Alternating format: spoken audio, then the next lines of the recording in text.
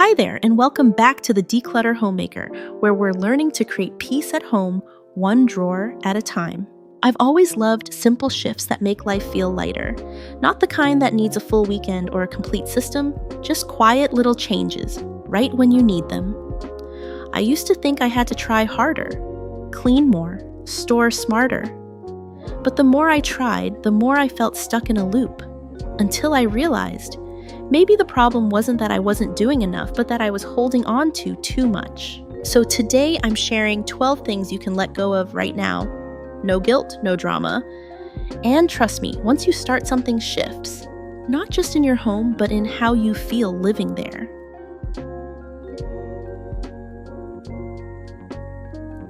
There was a time when I thought the only way to feel calm was to be ready for everything, every return, every emergency, every what if. I once kept the box from a new vacuum cleaner because I thought, what if I need to return it?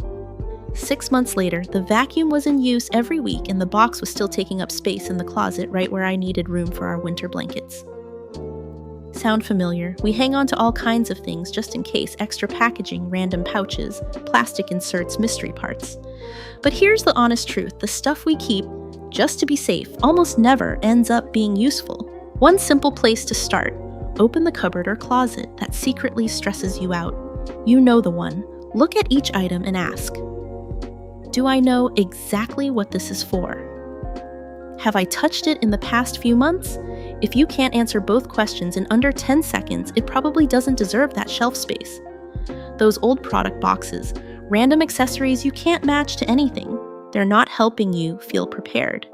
They're just quietly piling up. I once cleared out 7 boxes and 5 mystery bits in one morning, and suddenly had space to fold blankets, store seasonal gear, and finally close the cabinet door without pushing it with my knee. And here's the deeper shift: letting go of things you thought you might need isn't careless, it's freeing. You get back space, clarity, and one less thing whispering from the back of the closet. And if letting go of those maybe one-day items feels like a big step, wait until we open that box of tangled cords. But here's something even more eye-opening. What if the way we've been organizing things is making our homes feel even more cluttered? I'm diving into the worst storage mistakes we all make and how to fix them in tomorrow's video. It's not just about what you keep, but how it's living in your space. You'll want to see this.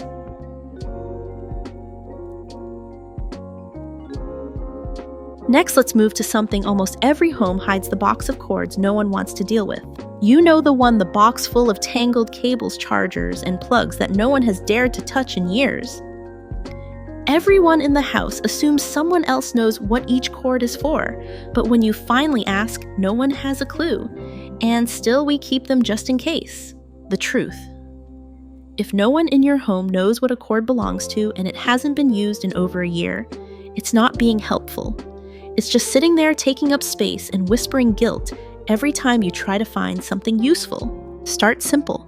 Dump the cords out on the floor or the table. Pick up each one and ask yourself, do I know what this is for?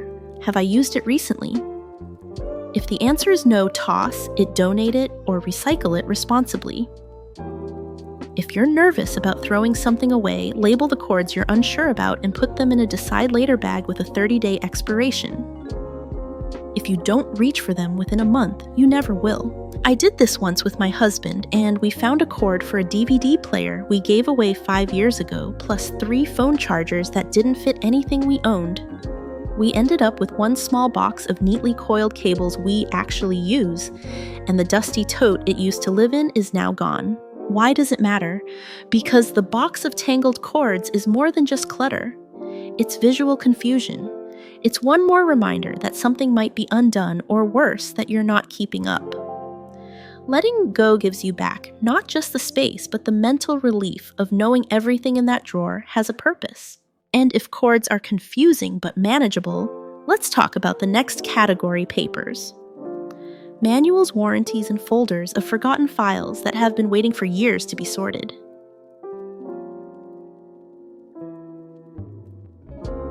Let's talk about paper. Notebooks, folders, and manuals you swore you'd organize one day, but never did. There's a folder, or maybe a drawer, filled with papers you once intended to organize. Product manuals in 6 languages. Expired warranties. bank statements from 3 addresses ago. And every time you open that drawer, something in your brain sighs. Most of us were taught to keep important papers, but the line between important and outdated is blurrier than ever. These days, nearly every manual or warranty can be found online in seconds often, with clearer instructions than the folded booklet you've been storing. And old utility bills, tax papers from a decade ago, they've become historical clutter, not helpful records. Here's what helped me. I made a keep folder with 3 categories: only ID documents, home ownership/rental info, and current year tax-related papers. Everything else went into a box labeled review or toss. I gave myself 1 week to sort through it while watching a show in the evening. No pressure, just progress. What stayed was surprisingly little. What left freed up an entire drawer that now holds things I actually need, like printer paper and envelopes, not stress and confusion. Letting go of outdated paperwork doesn't just clear a physical pile, it dissolves mental backlog. You stop dreading that drawer. You stop feeling like there's something you should be taking care of but haven't. And if papers carry that quiet weight, wait until we face the kind of clutter that tugs at your heart, your kids' drawings, crafts, and memories.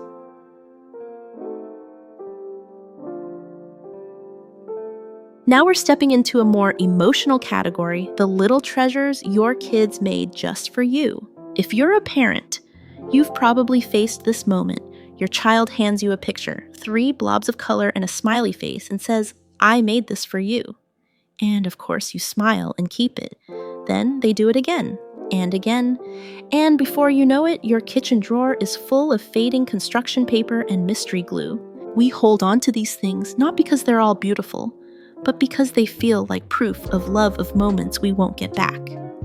But here's the truth, keeping everything doesn't make the memories stronger. It just buries the truly meaningful ones under a pile of guilt and clutter. Here's what I do. Now each of my kids has a memory box, 1 container for their art cards and treasures. When it starts to fill, we sit down together and sort. I ask which ones still feel special to you. Most of the time they're quick to choose. The rest we take pictures of before letting go. I've also started displaying 1 or 2 drawings at a time, giving them a moment to shine, instead of hiding them all away. One evening, we went through my daughter's stack together, and she said, "I don't even remember drawing this one." That was the permission I needed, not from her really, but from myself. Letting go of some doesn't mean letting go of love. It means honoring the ones that really matter and giving yourself the gift of visual calm. And if you think kids' artwork is tough to part with, the next one might be even more personal. The clothes in your closet that used to fit but no longer feel like you.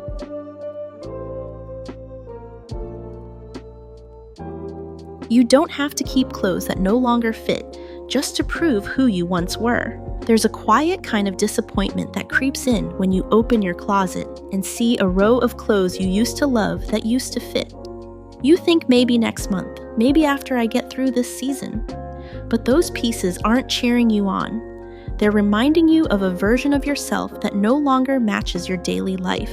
After I had my second baby, I kept a pair of jeans that I'd worn in my 20s, not because I wanted to wear them again, but because I wanted to feel like I hadn't drifted too far from who I was.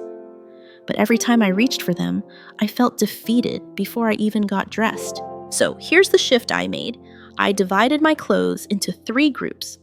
What fits and feels good now, what might fit in the near future, and what belonged to another chapter. I gave myself permission to let go of that 3rd group.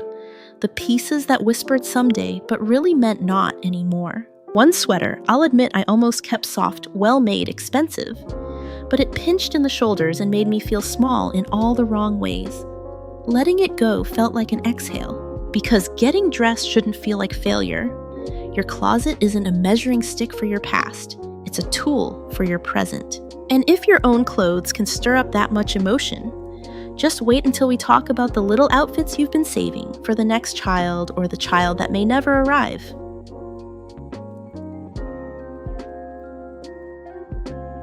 Then there's the storage bin of baby clothes, so tiny, so sweet, and so hard to let go of. It starts with a tiny box, then another, Soon, your attic or closet holds bags of baby clothes sorted by size just in case you have another child or in case someone you love needs them. But months pass, years even, and those clothes stay packed, waiting for a moment that may never come. After my first child, I saved everything. Every onesie, every soft little hat. I told myself it was practical, even generous. But when the time came to actually use them again, I realized 2 things: I'd forgotten half of what was in those bins, and my child had already outgrown what I'd just unpacked. So now I ask one question. If I were handed this entire bag today, would I be excited or overwhelmed? If the answer is anything less than joy, it's time to pass it on. I keep one small bin of my absolute favorites, the pieces I'd want to show a grandchild one day. The rest, they're better off in the hands of a family who actually needs them now. Because holding on to clothes isn't the same as holding on to love. And letting go of what no longer serves your season isn't giving up, it's giving space. And if clothes from the past weigh us down, the next category is sneakier, the bottle sprays and beauty products we keep promising we'll use, but never really do.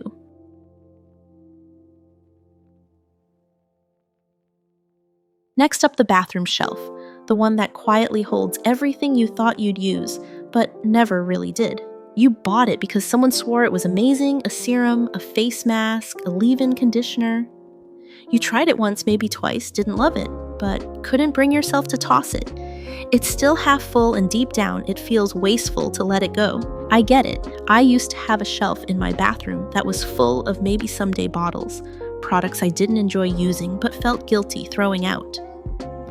Every night, I'd reach past them to grab the same 2 things I actually used, and every night I'd get a little reminder that I wasn't being responsible enough. But here's the shift: it's not irresponsible to let go of what doesn't work. It's honest. You tried, you learned. That's enough. Now it's just visual noise, and clearing it makes your daily routine feel lighter. So one evening, I lined everything up on the counter. I kept only what I truly use and love. The rest, I offered unopened items to friends, safely disposed of old ones, and recycled the containers I could. In 15 minutes, my bathroom felt like mine again, not a graveyard of good intentions. Because the goal isn't to use everything up. The goal is to make space for the few things that actually serve you now. And once we've cleared the mental load from our bathroom shelf, we're ready to head into the kitchen, where our good intentions have turned into small appliances we no longer touch.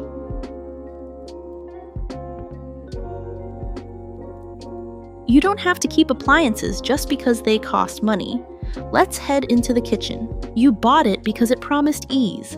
A rice cooker, a bread maker, a slow cooker. And maybe you used it once or twice, but now it sits quietly in the back of a cabinet, coated in a soft layer of dust and guilt. After I got an Instant Pot, I told myself I'd still use the slow cooker. I didn't. For over a year, it sat untouched while the Instant Pot did all the work. But I hesitated to let go. I'd spent money on it. It still worked. It felt wasteful. Until one day I asked myself, if I had never owned this thing, would I buy it today? The answer was no. And that was enough. So I let it go and gained a full shelf in my kitchen. A shelf I now use for things I reach for: daily mixing bowls, my favorite pan, even a clear spot to rest dishes as they dry. Letting go didn't just give me space. It gave me ease, fewer things to shuffle, fewer decisions to make. Because the truth is, if a tool isn't making your life easier, it's not doing its job. You don't owe it shelf space just because it was expensive. And if the kitchen taught us how good it feels to reclaim space, the living room is quietly asking, do you really need that stack of old DVDs?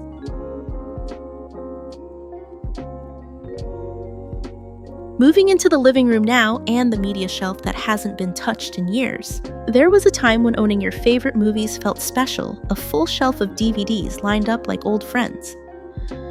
But now, most of us stream. Or we just don't watch them at all. And yet those cases are still there, collecting dust, taking up space, holding a little piece of your past. I used to have the full set of Gilmore Girls. Every fall, I'd promise myself I'd rewatch it. But after having kids, the rhythm of life changed. By the time I sat down at night, I didn't want to dig through a cabinet or hook up an old player. I just wanted quiet, not nostalgia wrapped in plastic. So I kept one or two, the ones that truly meant something. And I let the rest go. Some were donated to the local library, some were recycled. And with that one decision, a chunk of visual clutter disappeared. The shelf felt open again. And somehow so did my evening. Because letting go of something doesn't mean it wasn't meaningful. It means you're no longer forcing it to fit into a season where it no longer belongs. And if old DVDs still tug at your heart a little, just wait until we reach the next category: textbooks and paperwork from another lifetime.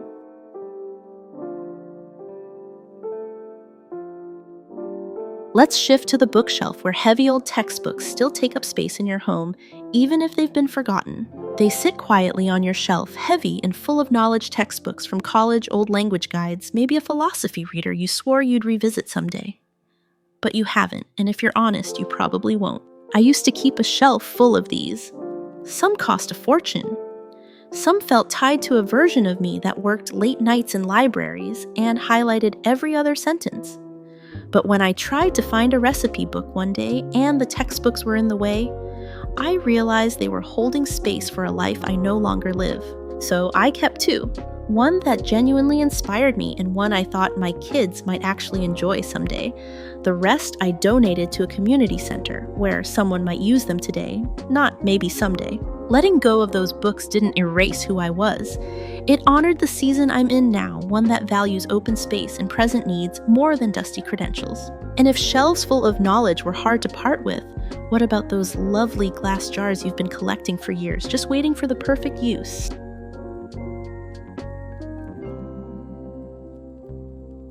You don't have to keep every jar just because it might be useful someday. Let's look at the collection that's crept into your cabinets. At first, it's just a few. A nice jam jar, a cute little mason jar from a gift. Then a neighbor gives you one. You wash out a sauce bottle because it could be useful. Before you know it, you've got a whole cabinet full stacked, mismatched clinking when you open the door. I've done this too. I had jars for broth I hadn't made in months, jars for crafts. I never started jars just in case I hosted a party and needed 10 matching flower vases. That party never came. The broth didn't happen. And the jars sat there reminding me of projects I wasn't doing. Here's what I changed. I set a limit. 5 jars total, 2 for broth, 1 for soaking beans, 1 that my daughter uses for leaves and water, 1 for flowers on the table. That's it. The rest I gave to a local preschool or recycled. That shelf is now calm, functional, empty even in the best way. Because empty space isn't wasted. It's permission. It's a breath. And it tells your brain you're not behind, you're just not cluttered. And next, let's talk about the hidden clutter in our bathrooms, all those things we think we'll use but never quite reach for.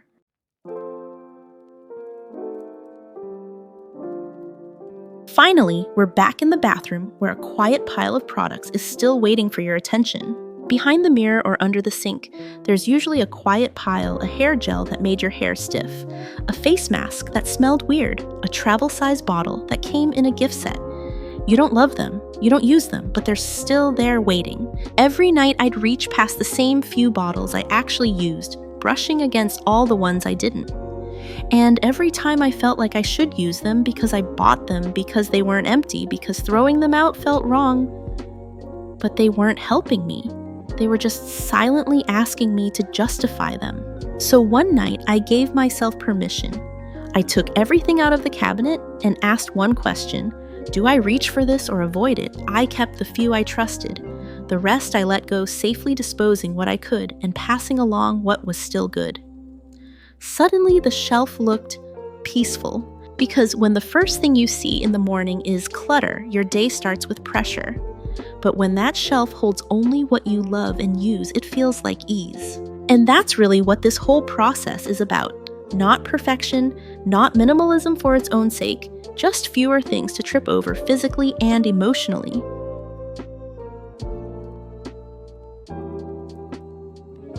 That was a gentle list of 12 things I've slowly learned to let go of, not all at once, not perfectly, just one honest decision at a time.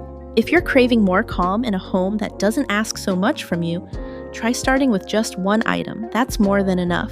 I also made a separate video walking you through how to declutter by room in small doable steps. You can watch that right after this one. And if any part of this helped you breathe a little easier today, feel free to like or share it. Tells me what's truly helping. And make sure to come back tomorrow. I'll be breaking down the home organization mistakes that quietly sabotage your space.